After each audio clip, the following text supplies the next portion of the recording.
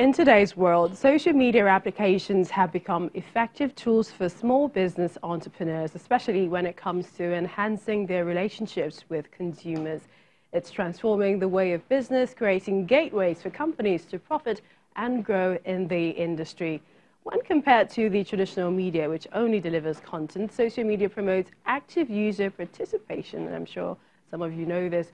But our guest today, Chidera Etodom, is an entrepreneur, and she's here to discuss how best small businesses can make use of social media. Chidera, thank you so much for joining us on the program. You're welcome. Okay, so thank you for having me. What opportunities are there in social media for businesses? Well, there are a lot of opportunities, especially small businesses. Because when you say small businesses, what are we looking at in terms of capital now? Say from 50,000, from 20,000 to 50,000, you can actually start a business. So I remember then when my mom wanted to start a business, she had to get a good location, get a shop, and stock the shop with and this goods is without social media. Yes, and so now you don't even have to have a shop. You just are home, and you just have to have data. Any social media you want, as either Instagram, Twitter, or Facebook, and boom, just look for customers or look for followers. If they're interested, they buy, and you get the goods delivered to them.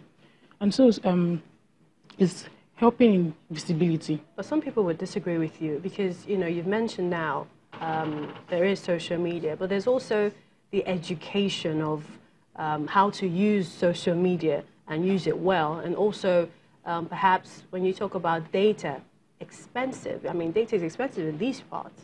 So, yeah, those are some of the issues, but notwithstanding, because when you have social media, we have Instagram, we have Twitter, we have Facebook, you can look for the one that is suitable for you.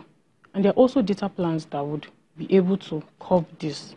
So with social media, you're able to put out your products, be visible to people. So it depends on how you do the social media.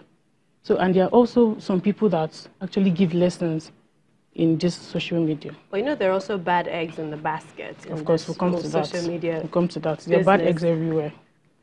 Tell us the strategies that, you know, some of these people, small businesses, can actually use. Okay, let me use myself as an example. I have like 3 businesses online. So some of the strategies we use are like giveaways. You can tell them you're doing giveaways. Who doesn't like giveaways? I do. I like giveaways. So you can say you're doing giveaways and people will just hop onto that. Without when they're looking at your page or looking at your Instagram or whatever, they say that, oh, this person really actually sells this or does this. And before you know it, you get followers. Giveaway actually helps in getting followers. Another one is sales. You could say you're doing 20% sales or 50% sales or whatever sales. Like now, Valentine's just passed. So you could say you're doing the Valentine's sales, and before you know, people would hop onto that. Like you're doing a 50% discount or you're doing a 60% discount, and before you know it, you're clearing out. So you could say a good a price of good that's 4,500 with the Valentine's sales or whatever sales you're doing is going for 2,500. Who wouldn't get that? So you'd be like, oh, this is actually cheaper now. And it's just very... But that's also at an extra cost to the person, isn't it? To the entrepreneur. Well, for the person to do sales, the person knows what exactly the person is getting. Yes, because when we say sales now, they could say 200,000 naira.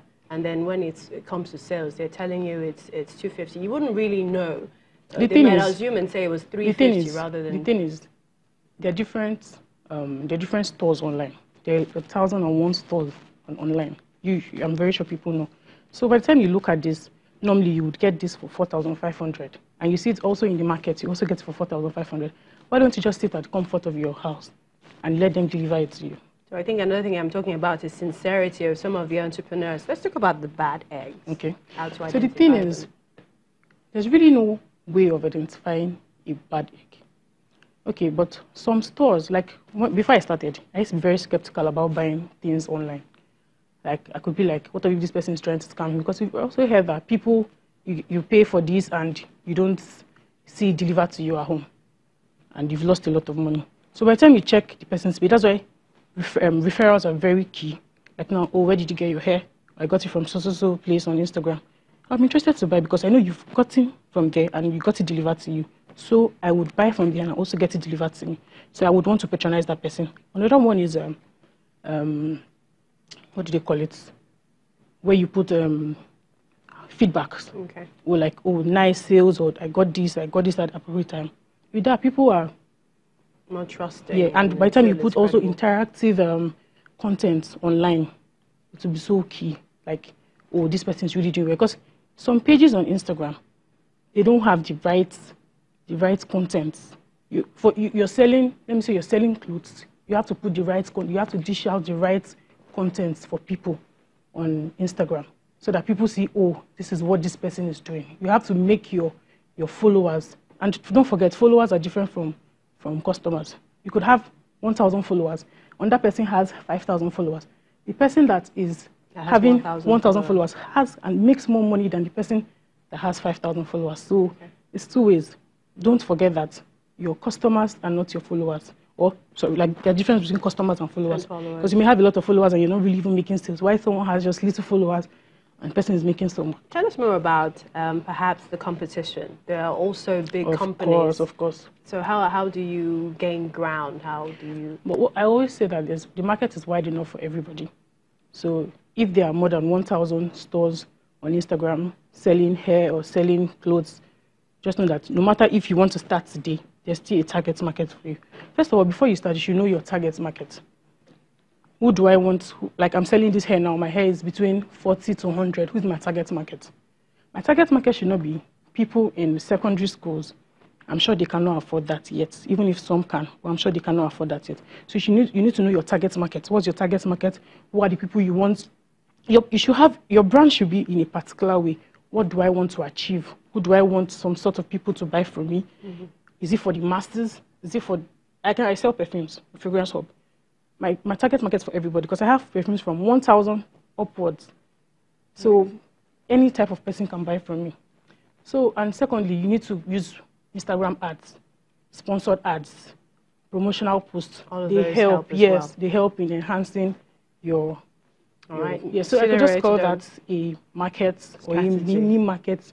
Yes. All right. We'd like to thank you for joining us in our Africa Tech segment of Network Africa. Thank you very much.